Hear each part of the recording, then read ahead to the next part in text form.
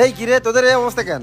ভাই কয়েকজন হুজুর আমাকে মাইরেছে ভাই। কেন হুজুরা তোদের মারলো কেন? আমরা যে মাঠে কনসার্ট দেবো সেই মাঠে ওরা একই দিনে মাহফিলের আয়োজন করেছে। আমরা নিষেধ করেছি, তাই আমাকে এই অবস্থা করেছে। তোরা কি করতিলি? তোরা কি ললিপপ চুষতিলি? ভাই আমরা কিছু করার আগে ওরা হঠাৎ করে আক্রমণ করেছে, যার জন্য আমরা কিছু করতে পারিনি। তোদের কি ফ্যান খাওয়াই আমি? তোদের গায়ে বল নাই? তোরা মায়ের খেয়ে আমার কাছে আইছিস? ভাই ওরা আরো বলেছে আমরা এখানে মাহফিল করব, তোদের বড় ভাইয়ের যদি ক্ষমতা থাকে মাহফিল বন্ধ করতে কইস। কি ওদের এত বড় কলিজা? এ তোরা ছদিন দেখি আসি।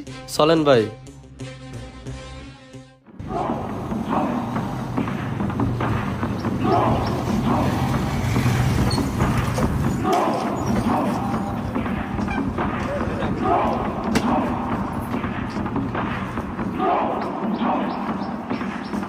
হ্যাঁ হুজুর শুনে যান।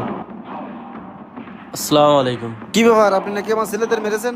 আপনার ছেলেদের তো কোনো মারধর করেনি, বরং আপনার ছেলেরা আমার ছেলেদের মারধর করছে। বড় ভাই ও মিথ্যে কথা বলতেছে, ওরা আগে আমাদের উপরে আক্রমণ করেছে তারপর আমরা মারিছি। বড় ভাই দেখেন দিন আমাদের নাক মুখ ফাটিয়ে সব কি করে দিছে। এরা কি মিথ্যে কথা বলতেছে? আর আপনি নাকি আমার কনসার্ট হতে দেবেন না? ভাই 1 বছর আগে বক্তার কাছ থেকে আমাদের 29 তারিখে ডেট নেওয়া।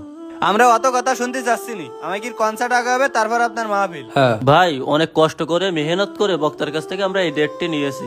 ভাই আগে আমরা মাহফিলটা করি, তারপর আপনারা যেদিন খুশি সেই দিন কনসার্ট করেন। আরে হুজুর ওসব আমি কিছু জানি না। আমার কনসার্ট আগে হবে, তারপর আপনারা মাহফিল দিল্লি দেন না দিল্লি না দেন। ভাই আপনারা যে কনসার্টটা দিচ্ছেন একবারও ভেবে দেখেছেন এর দ্বারা কি ক্ষতি হবে?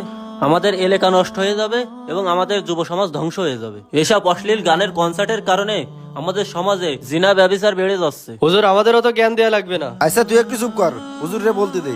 ভাই গান বাজনা আল্লাহর পথ ও ইসলাম থেকে মানুষের অন্তরকে সরিয়ে রাখে। গান শুনলে মানুষের অন্তরে মুনাফিকি সৃষ্টি হয়। ভাই আল্লাহ তাআলা বলেন, যে ব্যক্তি দুনিয়াতে গান শুনলো সে আমার কোরআন তেলাওয়াত শোনা থেকে বঞ্চিত হলো। এখন আপনারাই বলেন, আল্লাহ তাআলার কণ্ঠে কোরআন তেলাওয়াত শোনা থেকে বঞ্চিত হবেন না কনসার্ট করবেন? আসলে হুজুর আমরা এভাবে ভাবিনি, যার কারণে অন্যায় পথে যাচ্ছিলাম। আচ্ছা তোরা শোন, আজকের পর থেকে আমার এই এলাকায় কোনো কনসার্ট বা গান বাজনা হবে না। এখন তোরা হুজুরের কাছে যে বেয়াদবি করেছিস, হুজুরের কাছে ক্ষমা চাই নে। হুজুর আমরা আপনার সাথে অনেক বেয়াদবি করেছি, আপনি আমাদের ক্ষমা করে দেন। ভাই আমার কাছে ক্ষমা না আছে, আল্লাহর কাছে ক্ষমা চান, নিশ্চয়ই তিনি ক্ষমা করবেন। হুজুর আজকের পর থেকে আমরা ইসলামের পথে থাকবো, আমাদের কাছেও পোস্টার দেন।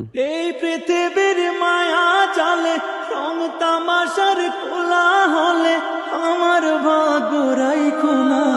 বেঈমান হালতে মাবুদ মরণ দিও না, বেঈমান হালতে মাবুদ মরণ দিও।